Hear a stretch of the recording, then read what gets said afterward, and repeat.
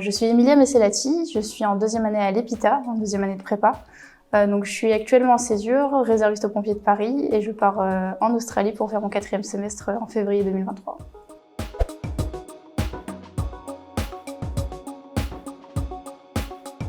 Ce qui est assez dommage, c'est que la place de la femme dans le monde de l'informatique et dans d'autres domaines qui sont majeurs dans l'industrie, la place est assez faible. Il manque un peu de place féminine dans ce monde professionnel, puisque je pense qu'une entreprise se doit d'avoir une vision différente, à la fois masculine, féminine, de différentes ethnies, et c'est ça qui fait la richesse du monde professionnel.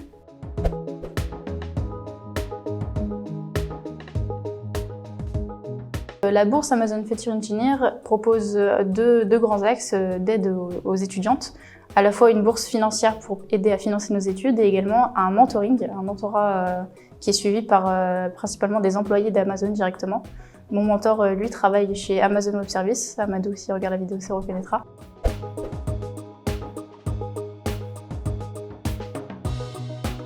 L'objectif de la bourse Amazon est de promouvoir la place de la femme dans le monde du numérique.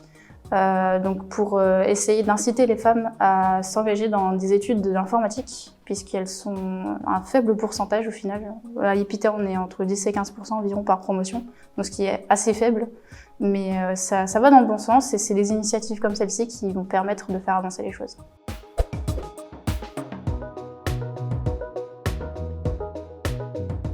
Mon mentor est quelqu'un qui va m'épauler, quelqu'un qui est là pendant tout le long de mon cursus scolaire et après. Moi je le considère plus comme un ami qu'un mentor, donc il m'a aidé à la fois à construire mon CV, à construire mon réseau professionnel sur LinkedIn. Voilà, donc c'est quelque chose qui se fait de semaine en semaine, et c'est un projet commun finalement. Il vient m'épauler sur mon projet professionnel et également tous mes projets personnels que j'essaie de monter juste à côté.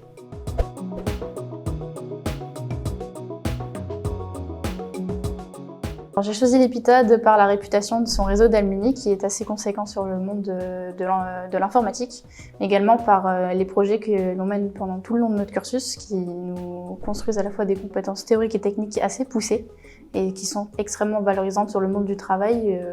Et du coup, ce diplôme est extrêmement valorisé aux yeux des recruteurs, et c'est quelque chose qui va nous porter très longtemps sur notre carrière.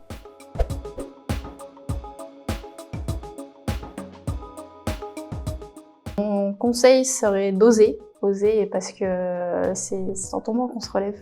Il faut oser parce que l'échec n'est pas forcément une fatalité, et c'est des études qui sont assez prenantes, des études qui peuvent paraître ambitieuses, parfois impossibles, mais c'est pas le cas. Il faut avancer jour après jour, s'entourer des bonnes personnes, savoir où on va, se créer des projets, parce que des études c'est important, mais aussi avoir des expériences à l'extérieur pour se créer à la fois un réseau professionnel, un réseau d'amitié, et voilà, se construire une expérience, parce que les études, c'est quelque chose qui va nous marquer pour un long moment.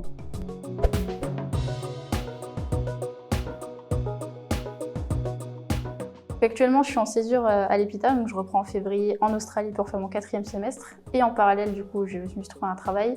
Je suis réserviste aux pompiers de Paris, et chaque année, j'ai une tradition, c'est de faire l'île Paris à vélo contre le cancer pour récolter des dons.